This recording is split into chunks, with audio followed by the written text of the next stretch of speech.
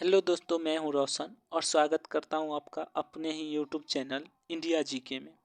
दोस्तों, आज हम लगाएंगे साइंस का सेट 3। वीडियो अच्छा लगे तो लाइक शेयर और कमेंट जरूर कीजिएगा।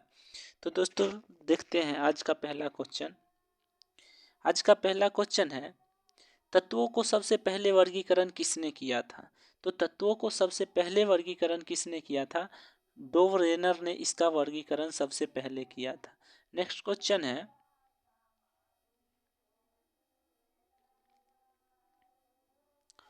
तत्वों के वर्गीकरण से संबंधित त्रिक का नियम किसने दिया था? तो तत्वों के वर्गीकरण से संबंधित त्रिक का नियम किसने दिया था? तत्वों के वर्गीकरण से संबंधित त्रिक का नियम सबसे पहले डोवरेनर ने दिया था। किसने दिया था? डोवरेनर ने दिया था। नेक्स्ट क्वेश्चन देखते हैं, तत्वों से वर्गीकरण से संबंधित अष्टक का नियम किसने दिया था? तो अष्टक का नियम जो है न्यूलैंड्स ने दिया था। किसने दिया था? न्यूलैंड्स ने दिया था। तो कोई भी पूछे कि अष्टक का नियम किसने दिया था, तो न्यूलैंड्स ने अष्टक का नियम दिया था। क्वेश्चन है, क्वेश्चन नंबर 4 कहता है कि किस वैज्ञानिक ने सर्वप्रथम आवर्त सारणी का निर्माण किया था? तो आवर्त सारणी का निर्माण सबसे पहले मेंडलिफ ने किया था। किसने किया था? मेंडलिफ ने किया था। आधुनिक आवर्त सारणी के नियम का प्रतिपादन किसने किया था? तो आधुनिक आवर्त सारणी के नियम का प्रतिपादन मोसले ने किया था। मोसले ने आधुनिक आवर्त सारणी के नियम का प्रतिपादन किया था। मेंडलीफ के आवर्त सारणी में कुल वर्गों की तत्वों की मेंडलीफ के आवर्त सारणी में तत्वों के वर्गीकरण का आधार क्या था? तो मेंडलीफ के आवर्त सारणी में तत्वों के वर्गीकरण का आधार क्या था? तो इसका राइट आंसर हो जाएगा,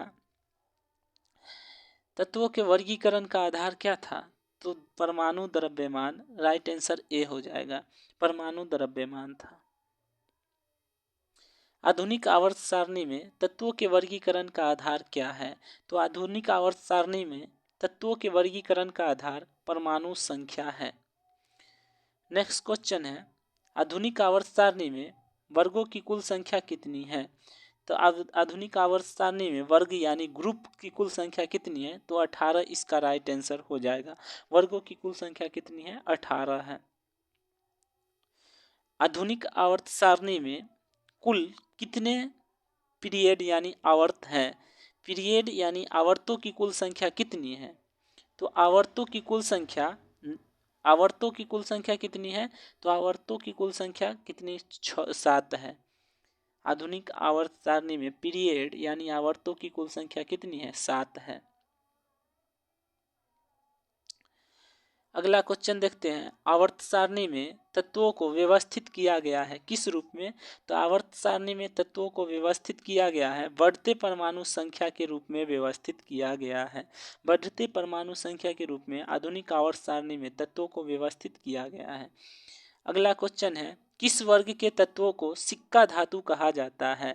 तो सिक्का धातु किस वर्ग के तत्व को कहा जाता है? वर्ग 11 के तत्व को सिक्का धातु के रूप में जाना जाता है। नेक्स्ट क्वेश्चन है, शून्य में समूह में रखे गए तत्वों को किस नाम से जाना जाता है? शून्य समूह में रखे गए तत्वों को किस नाम से जाना जाता है? तो इसका राइट आंसर होगा, निष्क्रिय तत्व के नाम से जाना जाता है। अगला क्वेश्चन है, सबसे भारी तत्व कौन सा है? तो सबसे भारी तत्व ओस्मियम है। सबसे भारी तत्व कौन सा है? तो सबसे भारी तत्व ओस्मियम है। अगला क्वेश्चन होगा, सबसे हल्की धातु कौन सी है? तो सबसे हल्की धातु कौन सी है? धातु हल्की होगी तो लिथियम होगी। सबसे हल्की धातु कौन सी होगी? लिथियम होगी। निम्नलिखित में कौन सा सर्वाधिक विद्युत ऋणात्मक तत्व है?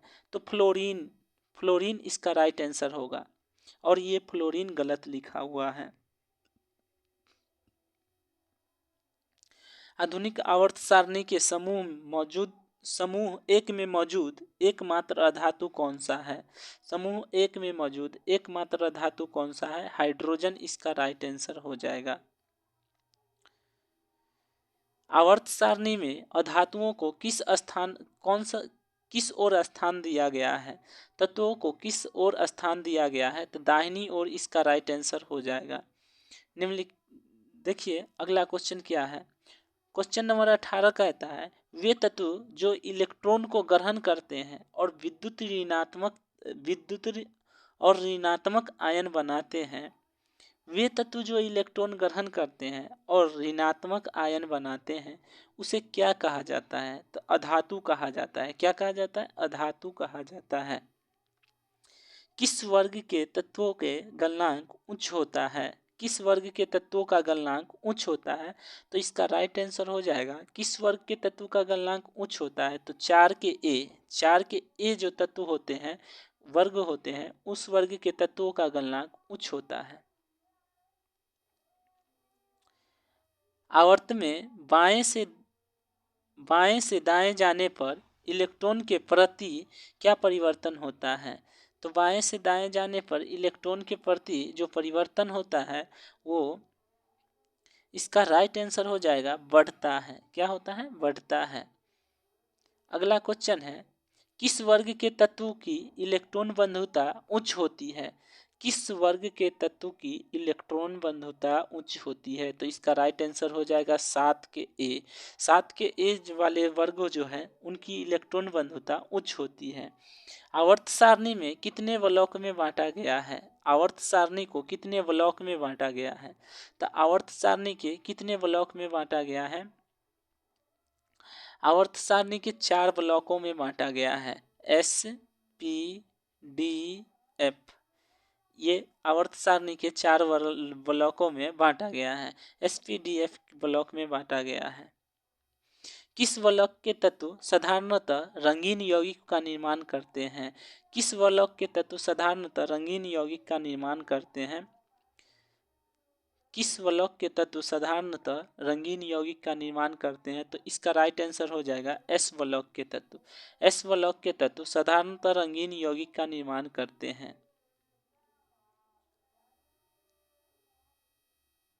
नेक्स्ट क्वेश्चन है, क्वेश्चन नंबर 24 है जब कोई उदासीन परमाणु इलेक्ट्रॉन ग्रहण करता है तो उसके फलस्वरूप उत्पन्न ऊर्जा क्या कहलाता है।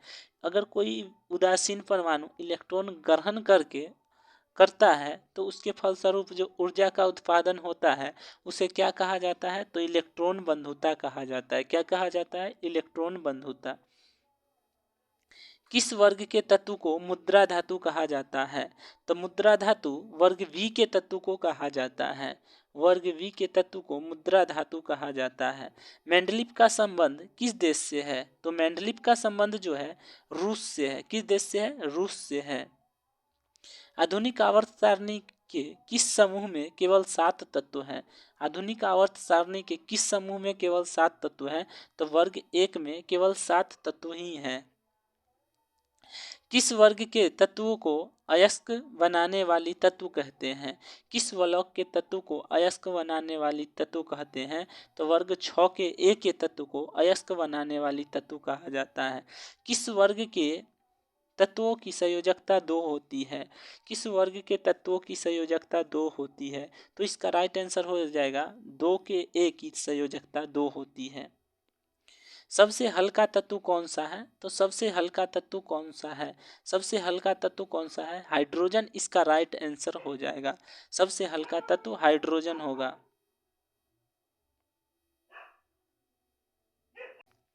पृथ्वी पर सबसे अधिक मात्रा में पाए जाने वाला धातु तत्व कौन सा है, तो धातु तत्व हो जाएगा एल्यूमिनियम। पृथ्वी पर सबसे अधिक मात्रा में पाए जाने वाला धातु तत्व कौन सा है, एल्यूमिनियम होगा। पृथ्वी पर सबसे अधिक मात्रा में पाए जाने वाला तत्व कौन सा है, तो पाए जाने वाला तत्व हो जाएगा, तो तत्व केवल ऑक्सीजन हो जाएगा। क्या हो जाएगा, ऑक्सीजन इसका राइट आंसर हो जाएगा। प्रत्येक आवर्त सारणी का अंतिम सदस्य होता है, तो प्रत्येक आवर्त सारणी का अंतिम सदस्य क्या होता है, तो अंतिम सदस्य जो होता है निष्क्रिय गैस होता है। जैसे हीलियम, रेयॉन, नियॉन, ये सब क्या है, तो ये सब निष्क्रिय गैस है।